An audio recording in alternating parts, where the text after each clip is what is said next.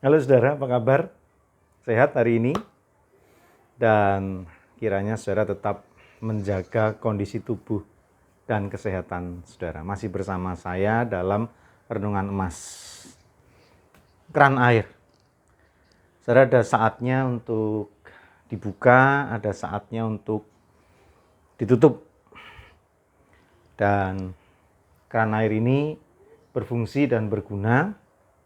Kalau waktunya ditutup, ya dia nutup. Pada saat dibuka, ya dia akan mengalirkan air dan terbuka. Dan artinya segala sesuatu ada waktunya. Ya kan? Nah, saya jadi teringat sebuah cerita. Ada seorang pemuda yang berpamitan kepada ayahnya untuk merantau.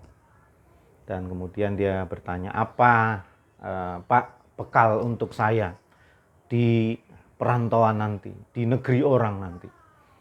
Nah, bapaknya ngomong seperti keran air ini. Jadi milikilah otak keran air. Ya, pada saat ditutup, ya dia akan tertutup. Pada saat dibutuhkan, dibuka, ya dia akan terbuka. Jadi sesuaikan keadaan di mana kamu berada. Karena segala sesuatu ada waktunya. Nah, si ayahnya mengatakan itu. Kalau kamu ketemu tukang sayur, ya bahaslah hal-hal yang terkait dengan sayuran. Jangan bicara soal pesawat luar angkasa. Kalau kamu bertemu tukang tahu, ya bahaslah hal-hal yang terkait dengan tahu, ya kedelai dan proses membuat tahu. Kemudian tahu yang ada di daerahmu, apa bedanya dengan tahu yang di sana. Kalau ketemu dengan tukang lontong, ya berbicaralah tentang lontong atau ketupat.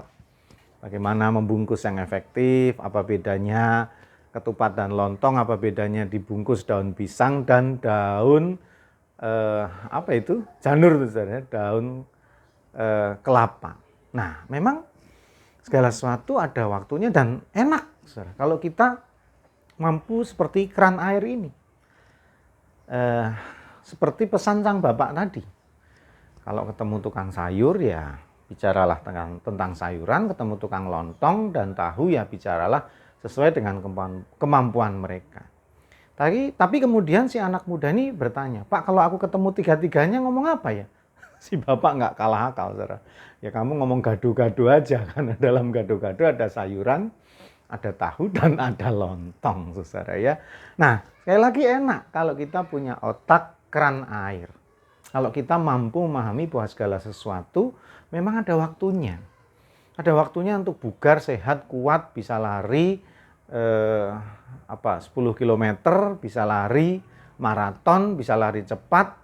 Tapi ada masanya hanya bisa jalan, bahkan seperti orang Jawa bilang tuyuk-tuyuk. Artinya jalannya selangkah demi selangkah, dan itulah kehidupan. Memang segala sesuatu ada waktunya. Nah, yang repot adalah kalau orang pengennya begitu terus, orang pengennya nggak ada perubahan, terus orang pengennya enak terus, ya itu yang repot, saudara. Hidupnya kemudian akan jadi kacau. Pada saat dia sedih, ya dia tertawa. Pada saat dia bahagia, dia terbahak-bahak. Pada saat ada persoalan, ya hanya bisa tertawa. Pada saat ada masalah, ya nggak bisa menyelesaikannya. Karena dalam hidupnya dipikir seperti itu aja. Padahal seperti Agnes Monica, ya, life is never flat. Hidup ini bergelombang, nggak datar.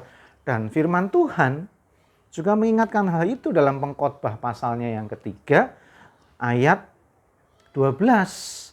Aku tahu bahwa untuk mereka tidak ada yang lebih baik daripada bersuka-suka dan menikmati kesenangan dalam hidup mereka. Waduh, ya nggak mungkin kan, saudara, hidup itu terus senang terus, hidup itu enak terus, kan nggak mungkin.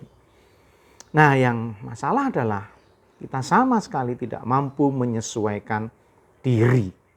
Dan tahukah saudara, atau mungkin saudara masih ingat, stres itu adalah definisinya tidak mampu menyesuaikan diri. Jadi orang yang nggak bisa menyesuaikan dirinya dengan keadaannya itu orang stres, saudara.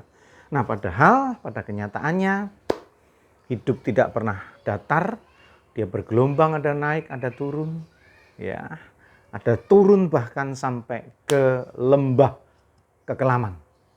Dan pada saat itulah kita harus berbuat apa?